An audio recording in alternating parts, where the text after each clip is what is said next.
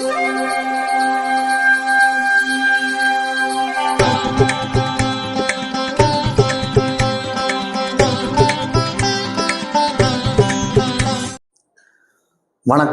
வசந்த காலம் YouTube channel வாயிலாக ஜோதிடர் சண்முகப்பிரியன், சென்னை அடையார்லேருந்து. ஒரு 10 நாளுக்கு முன்னாடி என்னுடைய நண்பர் ஒருத்தர் என்னை பார்க்க வந்திருந்தார். வந்துட்டு, உங்களுக்கு ஒரு விஷயம் தெரியுமா சார் அப்படின்னார். அவருக்கு ஜோதிடம் அவருக்கு தெரியாது. அவர் ஒரு தனிப்பட்ட நபர், வேற ஒரு பிஸ்னஸ் பண்ணுறாரு. அவர் நீண்ட நாள் நண்பன். அவர் நம்மளை பார்க்க வந்தார். அவர் என்கிட்ட ஒரு விஷயம் சொன்னார். சார், சமீபத்தில் திருவண்ணாமலை போயிருந்தேன். கூட்டம் ஓவராக இருந்தது. அந்த கோயிலில் எல்லாரும் திரும்புகிற பக்கம்லாம் செங்கலை வச்சு பூஜை பண்ணுறாங்க சார். இது என்ன சார் செங்கலை வச்சு பூஜை பண்ணுறது அப்படின்னாரு. உண்மையிலே எனக்கு தெரியாது இந்த செங்கலை வச்சு பூஜை பண்ணுற விஷயம்.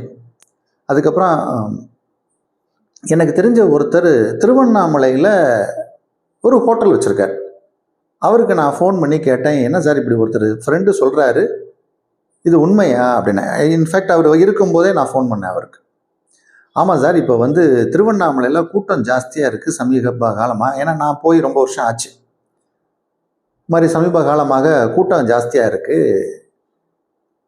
ஆந்திர பிரதேஷில் இருந்த ஜோஷியர்கள் எல்லாமே திருவண்ணாமலைக்கு போங்க, உங்களுக்கு நல்லது நடக்கும் அப்படிங்கிறாங்க. அதில் குறிப்பாக அங்கே போனால் வீடு கட்டலாம் அப்படின்னு சொல்லிடுறாங்க. அதனால் இவங்க செங்கலை தூக்கிட்டு இங்கே பூஜை பண்ணிட்டு போகிறாங்க சார். பல பேர் செங்கலை இங்கே விட்டு போயிடுறாங்க. அந்த செங்கலை எடுத்து கோயில் நிர்வாகம் அதை அப்புறப்படுத்துறதுக்கே அது ஒரு டைம் எடுக்குது அப்படிங்கிற மாதிரி ஒரு தகவலை எனக்கு சொன்னார். சரி, மக்கள் நம்பிக்கையோட ஒரு இடத்துக்கு போகிறாங்க அப்படின்னா கண்டிப்பாக அதுக்கு பலன் உண்டு.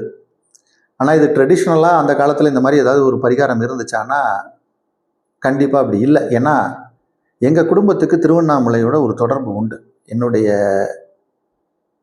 கொள்ளு தாத்தா அங்கே எங்களுடைய கம்யூனிட்டிக்காகவே சத்திரமே கட்டி வச்சுருக்கார், எங்கள் ஊர்க்காரர்களுக்காக. என்னுடைய கிராண்ட்ஃபாதர் பேரே திருவண்ணாமலை. அப்போது நான் ஒரு 3 வருடம் திருவண்ணாமலையிலிருந்து தொடர்ந்து கிரிவலமெல்லாம் போயிருக்கேன் என்னுடைய சின்ன வயசில். அப்போல்லாம் நான் இந்த விஷயத்தை பார்த்ததே கிடையாது. இப்போ சமீபத்தில் இது ரொம்ப ஃபேமஸ். சரி, மக்கள் கூட்டமாக எல்லா கோயிலுக்கும் போகிறது ரொம்ப கேட்கவே சந்தோஷமான ஒரு விஷயம். ஸோ அதனால் நமக்கு இந்த சனாதனத்தெல்லாம் யாராலையும் ஒழிக்க முடியாது அப்படிங்கிறதுல ஒரு நம்பிக்கை இருக்குது. அதனால் அவங்களுடைய நம்பிக்கைப்படி அவங்க வீடு கட்டுவாங்க. இந்த நண்பர் ஒருத்தர் வந்தார் இல்லையா, அவர் நம்மக்கிட்ட ஒரு விஷயம் கேட்டார். சார், என்ன சார் இந்த மாதிரி செங்கலை வச்சு கும்பிட்டா வீடு கட்ட முடியுமா அப்படின்னு கேட்டார். ஆனால் இதற்காக உண்மையிலே ஒரு கோயில் இருக்குது. அந்த கோயிலில் செங்கலை வைத்து பூஜை செஞ்சு உங்ககிட்ட செங்கல் கொடுக்குறாங்க.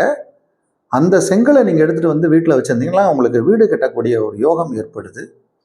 அந்த கோயிலில் பூஜை பண்ணி கொடுத்த செங்கலை நீங்கள் முதல் செங்கலாக நார்த் ஈஸ்ட் கார்னரில் ஈசானிய மூலையில் முதல் கல் வச்சு ஆரம்பிப்பாங்க.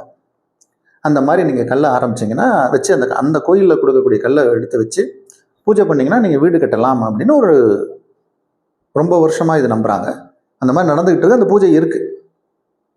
இது திருவாரூர்லேருந்து ஒரு 8 கிலோமீட்டரு தள்ளி போனீங்கன்னா திருப்புகழூர் அப்படின்னு ஒரு பாடல் பெற்ற சிவ ஆலயம்.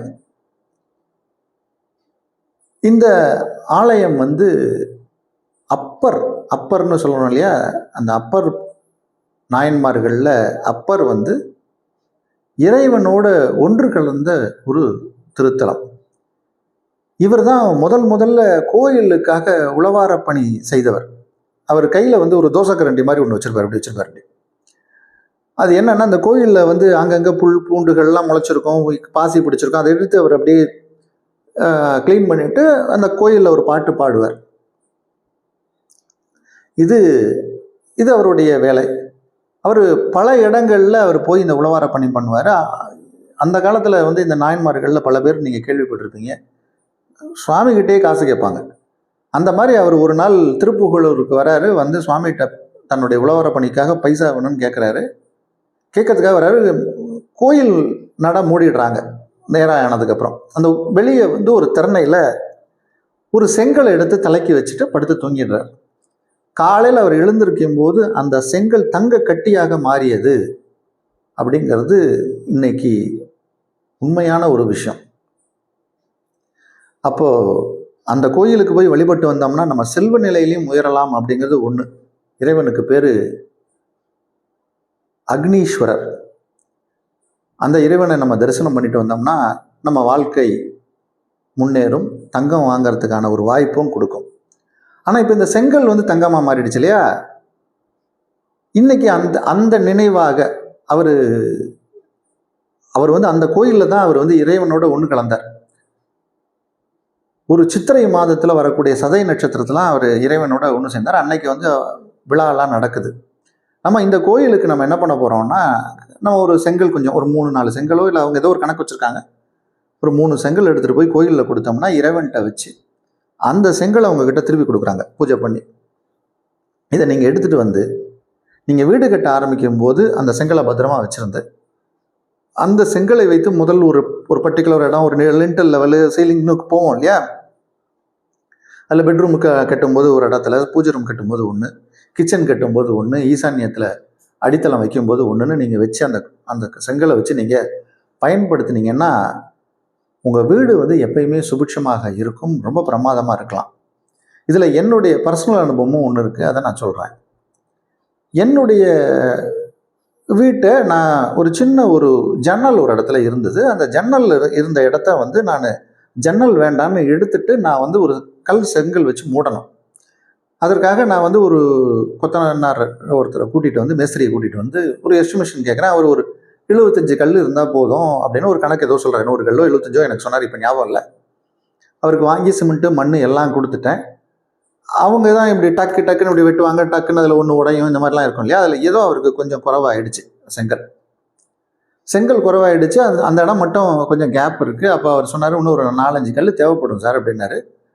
சரி, நான் மத்தியானம் வெளியே போவேன், அதுக்குள்ளே நான் பைக்கில் வச்சு தூக்கிட்டு வந்துடுறேன் அப்படின்னு சொல்கிறேன். அதுக்குள்ளே இவர் கட்டி முடிச்சிட்டார்.